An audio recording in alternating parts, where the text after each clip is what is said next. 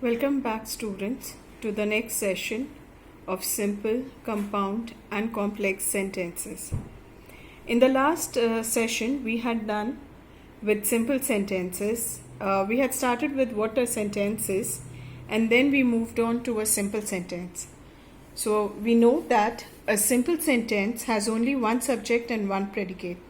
And in other words, a simple sentence has only one finite verb. Today we'll be dealing with compound sentences. What are compound sentences? A compound sentence has two parts. Each part has its independent clause but are joined by a conjunction. Thus, it has two coordinated clauses. When we look separately at the two sentences, both the sentences have their independent clauses, but they are joined by one of the conjunctions. We see the example: the sun rose and everything looked bright. In this sentence, when we look at the first sentence, the sun rose, and the second part, that is, everything looked bright, has its own subject and predicate. So in both the sentences, if we see, we have two separate subjects and two separate predicates, whereas and is a conjunction. Now both the parts of the sentence makes one sentence. Therefore, each part is an important clause and can make sense by itself. It can stand alone as a complete sentence. In other words, each clause is independent or coordinated clauses, or has a coordinated clauses. So a compound sentence is made up of coordinate clause. Example: many are called, but few are chosen. Now many are called, and again we have a full stop if we demarcate as one of the compound sentences, but acts as a conjunction, and few are chosen makes another sentence. The next example: God made the country and man made the town. When we bifurcate into two simple sentences, it speaks: God made the country, man made the town. And when we join it, we use the conjunction and. The next example: the horse reared and the rider was thrown. We again see the difference of the two with a separate identity of its own. The horse reared, the rider was thrown, and it is joined by the conjunction and. He tried hard, he did not succeed.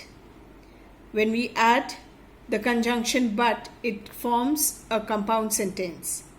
He tried hard, but he did not succeed. The last example in this is: man proposes, but God disposes. So again we see here the two identity, the separate existence of the two joined by but. In all these sentences, we have two sets of separate sentences which exist, and the conjunction is one that joins it. Now, there are various formats when we talk about compound sentences. There are various ways in which different kind of conjunctions are used to form a compound sentence. When combination of two or more simple sentences are joined into one single compound sentence.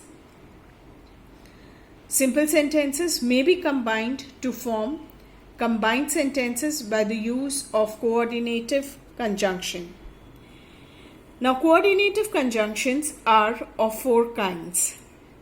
The first one is cumulative conjunction, in which we use the words like and both, and not only but also, not less than, as well as, etc. These merely add one statement to another. We'll see the example here. The simple sentence is, he is a fool. He is a knave. Now the various compound forms which we can use to join these two sentences are, he is a fool and a knave. He is both a fool and a knave. He is a fool as well as a knave. He is not only a fool but also a knave.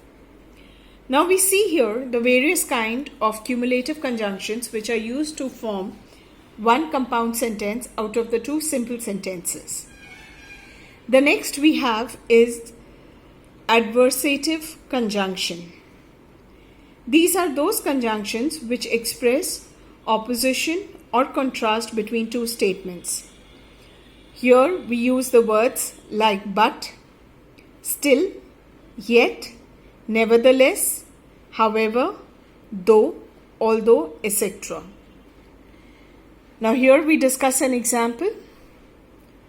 A simple sentence speaks, he is poor, he is happy.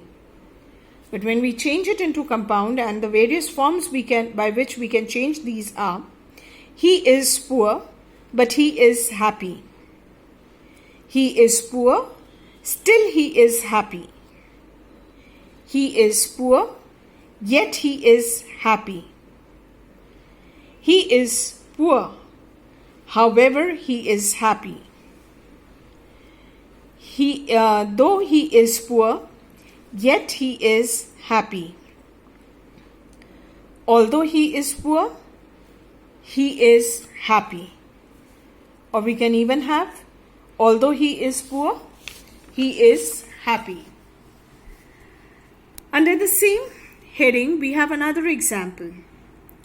He failed an examination, he persevered. He failed an examination, nevertheless, he persevered. Though he failed an examination, he persevered. We come to the next form of conjunction, alternative conjunction. These are those conjunctions which express a choice between two alternatives by using either or, neither nor, for, therefore, etc. Now a simple sentence speaks, he is obstinate, he was punished. We see two simple sentences here which was combined with the word therefore. He was obstinate, therefore he was punished. Next, we see another simple sentence. He is not fool, he is not a knave. He is neither a fool nor a knave. The next one,